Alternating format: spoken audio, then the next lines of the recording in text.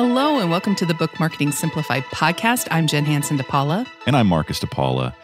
And writers listening, we see you. Yes. We know you. And we understand that many of us, most of us maybe even, are introverts. Yes. Which makes it hard sometimes to put ourselves out there and market our wares. Yes. Yes. How can introverts do marketing? That is something that I hear all the time on Instagram, in DMs. The idea of putting ourselves out there to be seen is very intimidating. We'd rather just be in our little corner with our computer or pen Exactly. and writing. And we have friends like our friend Ruth, who is an extroverted writer. Yes. And we understand that there are many different writers who have different personalities, but most of us really would like to just sit at our desks, write, be in our own little worlds, and that's it. That's right. And the idea of being seen by people, especially online, is intimidating because we tend to focus on the negativity that comes back at us when that's like 1% of what's happening. Right. We tend to focus so much on the what ifs. And you're missing out on so much if we just focus on the what ifs. So I wanted to talk about writers who are introverted and how you can actually go about marketing your book without that fear. So where do we start? Well, first of all, I would highly recommend adjusting your mindset.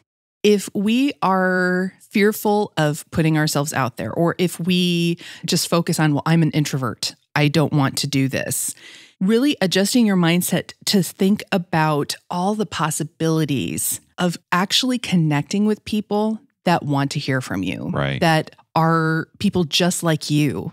When we focus more on the positive effects that we can have with connecting with people, it really does shed that layer of intimidation.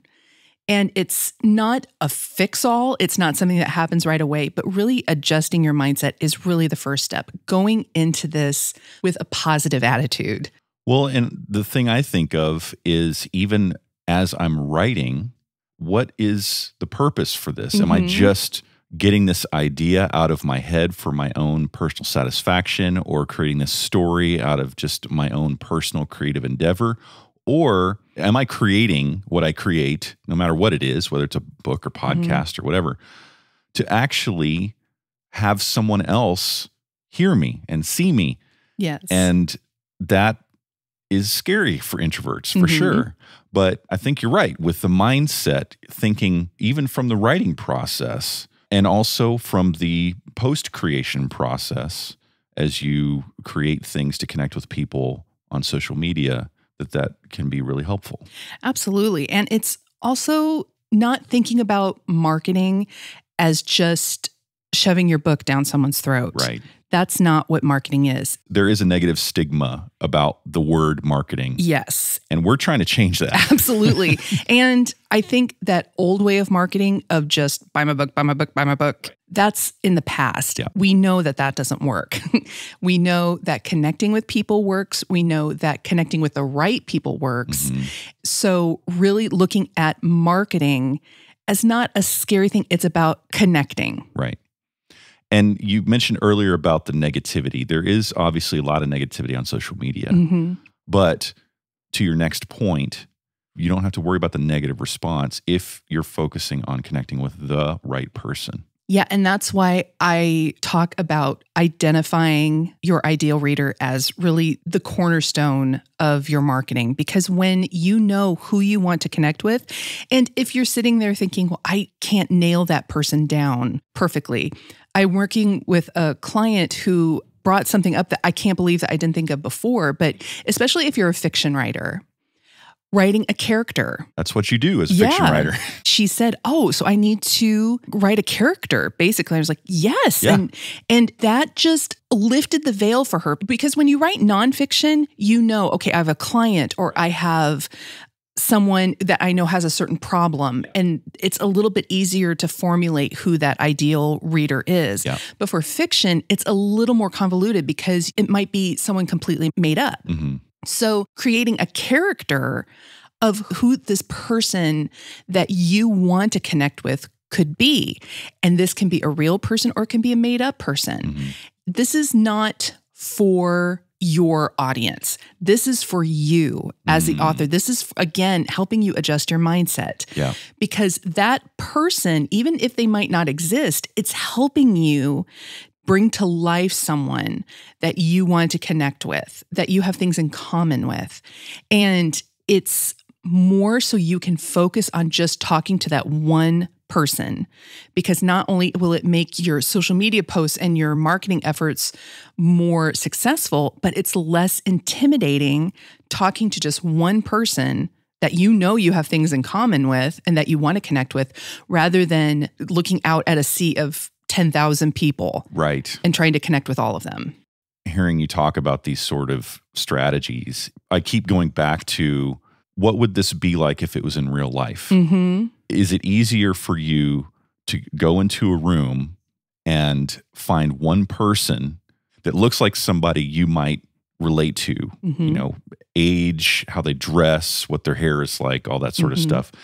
Or is it better to jump up on stage and grab the microphone and the spotlight in front of 1,000 people and start trying to engage with all of them at once? I mean, there's a time and a place for that for sure, but it's a lot harder. That is the perfect visual, I think. And we've all been at those parties where we just find that one person and we kind of cling to them. Yeah. And that's your ideal reader, Yeah. really. And that's who you're talking to. So I think that with us being introverts, we can relate more to that Yeah. rather than trying to talk to everyone. And yes, on social media, it is a large public platform. But if you treat it like a one-on-one connection, you're going to make all of these one-on-one connections. Yeah. Because they're not all in a room together. So having it feel for them like you're talking directly to them, which is what you have people tell you all the time, like, get out of my brain. Yes. That is the strongest connection you can make. Absolutely. And when you talk to people and you create conversations that people that you want to connect with want to be a part of, you build a community of like-minded people, and you're not going to have those bullies come in.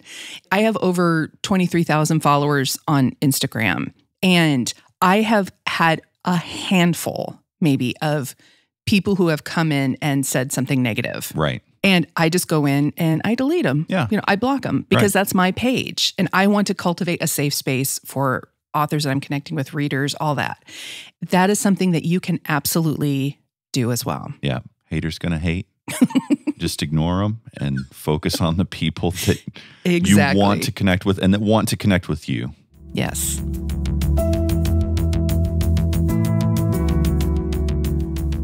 All right, so once we've adjusted our mindset, once we've figured out that one person that we're actually talking to that helps us do what we need to do to connect with readers on social media to market our books, is there anything else that we can do? Really to focus on one step at a time. Many times we're looking so far down the road that we get overwhelmed. Yes. That's very intimidating. And we think, oh, it's impossible. Yeah. But really taking it just one step at a time. So let's say you're new to social media. If you feel like I have no clue what to post, or I'm fearful of putting out the wrong thing, you can't. Right. You can't do it wrong. Right. You're not going to screw everything up if you post something that doesn't resonate with people. It's a learning experience. And actually, the more you goof up, the more you learn. Yeah. And the more you can grow from that. But with it one step at a time, meaning if this is new to you, start by posting just once or twice a week. Just start with that and be consistent with it. You don't have to bite the whole piece off, to get things started. What's the saying? Eating an elephant one bite at a time? One bite at a time. Who wants to eat an elephant anyway? I never got that. But yeah, just looking at it one step at a time. When you accomplish this one step, then move on to the next. It's a lot less intimidating. It's much more doable. And it's not as scary. Like when you just kind of ease into it. It's not a race.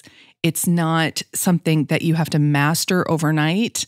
Take it one step at a time.